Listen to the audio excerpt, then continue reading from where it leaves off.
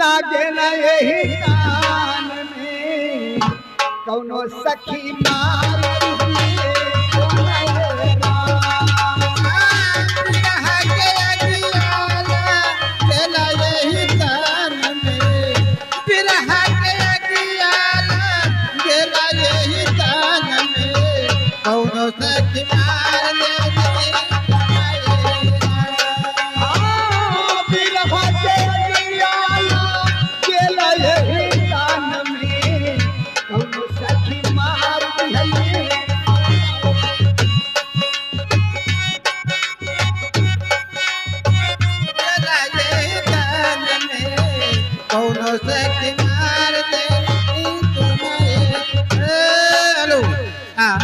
एक माता जी की तरफ से 10 रुपया दान और एक माता जी की तरफ से 10 रुपया दान। भगवान हर मनोकामना पूर्ण करे। दान देने के ऐसे अवसर दे। बोलो शंकर भगवान की जय।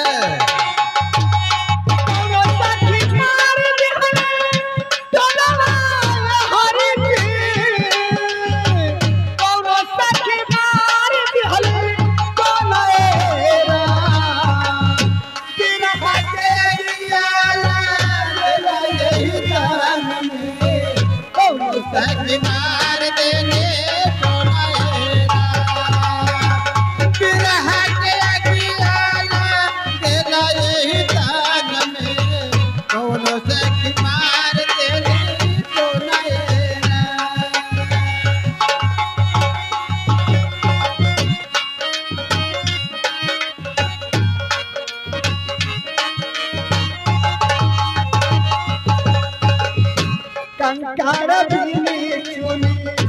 महला बनवले लोगवा कहेले मेरा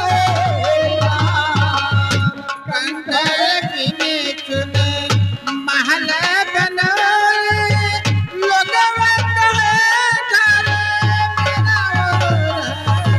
ओ कंकार महला बनवले लोगवा कहेले मेरा ना घर मेरा साहेब ना घर तेरा ना घर मेरा साहेब ना घर तेरा चिड़िया है रे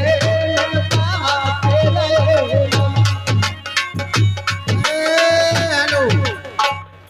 हाँ, ये सूरज कुमार और राम अवतार भैया मनवा के ये 10 रुपया दान दिए हैं। भगवान उनकी कामना पूर्ण करे। ऐसे दान देने का अवसर दे। बोलो संत भगवान की जय। हाँ हेलो, एक संत भगवान की तरफ से 10 रुपया भजन में दान आया है। भगवान उनकी भी जोग बैराग हमेशा के लिए पूरा करे। बोलो संत भगवान की। ना घर मेरा साहेब ना घर तेरा ना घर मेरा साहेब ना घर तेरा चिड़िया है ना घर तेरा ना घर मेरा चिड़िया है रे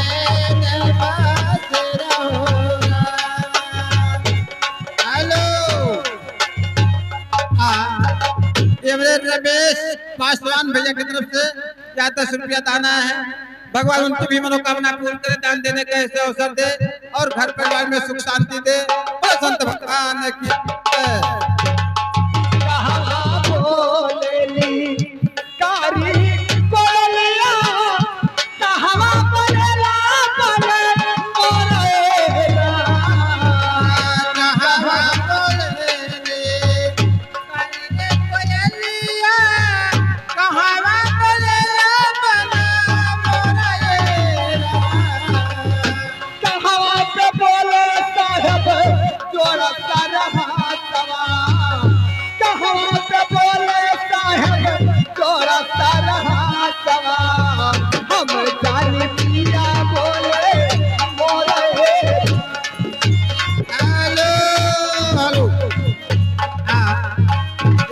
भैया की तरफ से में सीधा आया है और एक बहन जी की तरफ से 10 रुपया दान हुआ है।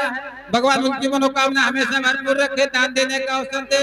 बोलो संत भगवान की जय। और एक बहन की तरफ से 20 रुपया दान। भगवान भोलेनाथ हनुमान जी सब करे कल्याण। बोले शंकर भगवान की जय। अरे कहां पे बोले साहेब जोड़ा सारा कहां पे बोले साहेब जोड़ा सारा सवा हम जानकिया बोले मोरा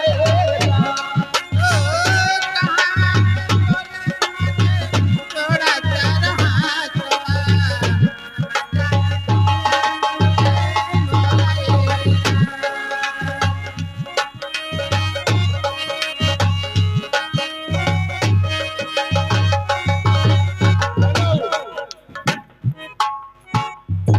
ये धर्मराज भैया के मोबाइल हेराई पाई गई बेचारी हेराई जरा पाए हैं।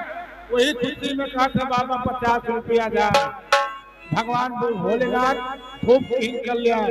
बोले शंकर भगवान की जय। बजना में बोले कारी कोयलिया बनवा के बोले करे मोरे राम बगिया में बोले रे करे रे कोयलिया बनवा में बोले नदिया किनारा बोले जोड़ा सारा सवा नदिया किनारा बोले जोड़ा सारा सवा हम जानकिया बोले मोरा नदिया किनारवा बोले जोड़ा सारा हाथवा नदिया किनारवा बोले जोड़ा सारा हाथवा हम जान पिया बोले मोरा हेलो ये है बाबा मोहन कुमार और सूरज कुमार मलवा से 20 रुपया दान। और एक नन्हे मुन्ने बच्चे की तरफ से ये 10 रुपया दान। भगवान भोलेनाथ खूब करे कल्याण। पढ़ लिख के विद्वान हुए घर का नाम रोशन करे। बोले शंकर भगवान की जय। हमारे अगनवा सुने जोड़ा सारा हाथा जन के हो मारा ना रोड़ा हमारे जनवा चुने जोड़ा सारा हाथवा जनक हुमार रोड़ा के मरले मेरी कमरी गई है रोड़ा के मरले मेरी कमरी गई है कौनो भी रही नहीं आते जोड़ा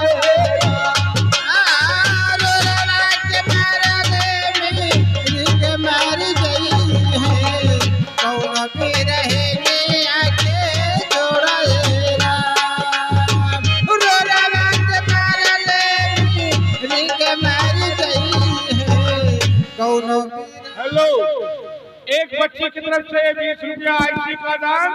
भगवान भोलेनाथ और लक्ष्मी माँ खूब करे कल्याण। लक्ष्मी बात से बचे उस बच्ची का हर मनोकामना पूर्ण हो। बोले हनुमंत लाल जी महाराज की। नचथे तराई के कामी न रोवे के मला जोड़ा के बोराए नचथे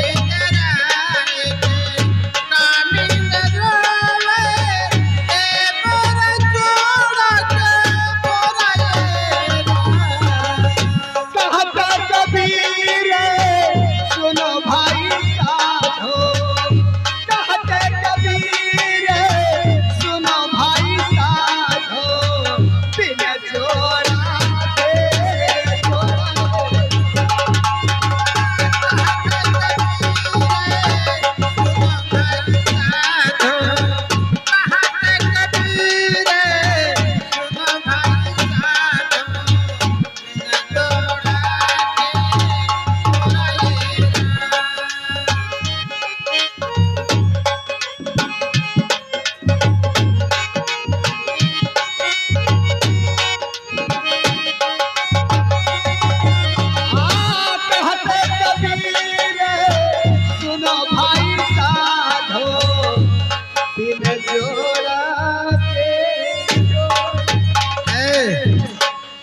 इस सजैने हमारे भैया अब के ने चला गया कि कहूँ है सजैने फरमाइश के रहे बाबू